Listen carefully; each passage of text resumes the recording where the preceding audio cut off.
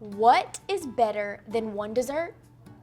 2 desserts in one. Y'all, pecan pie brownies. Let's get started. We're going to melt some butter in a saucepan.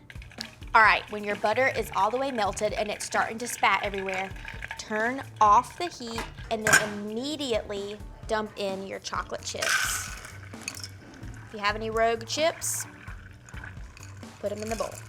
Use your wooden spoon or spatula and stir it once just to make sure that all of the chips are coated in butter.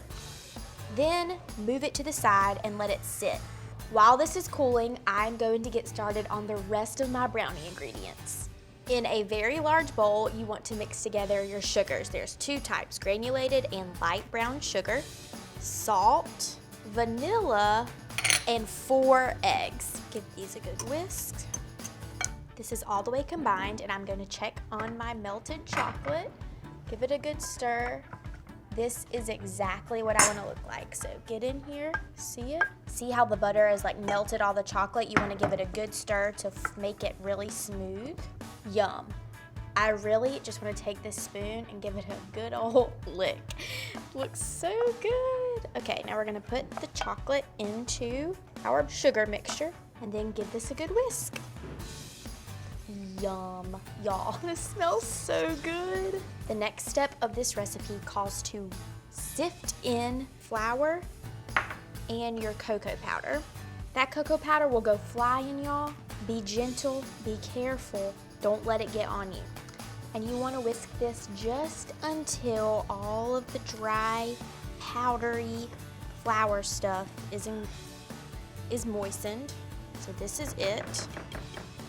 And I'm going to transfer this into a prepared baking dish. It's a 9x13 that has been sprayed with cooking spray and lined with parchment paper to ensure that these things do not stick to the pan. Spread these out and then bake them at 325 for about 35 minutes until they're set. While your brownies are baking, you can get started on your pecan pie filling. The recipe calls to whisk together brown sugar, butter, vanilla, and salt, and then stir your pecans in.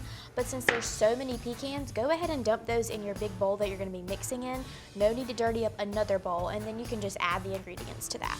This recipe also calls for 1 egg.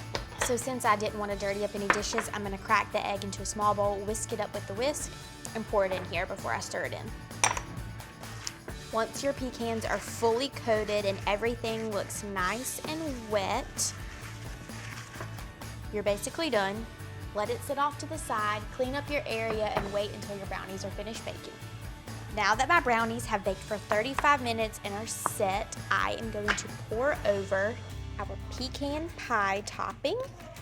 Once your pecan pie filling is spread onto your brownies, put it back in the oven at 325 for about 25 minutes until your filling is set.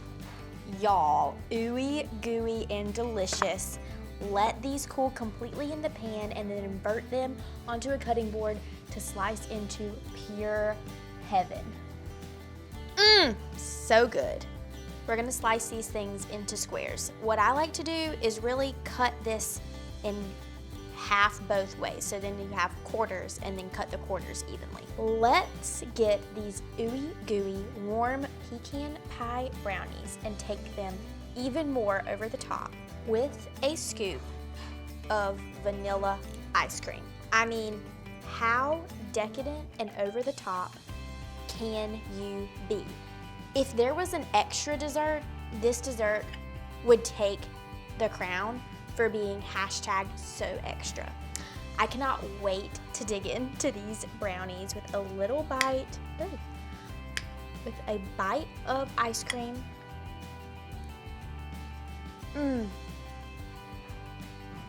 Y'all, heaven in a bite.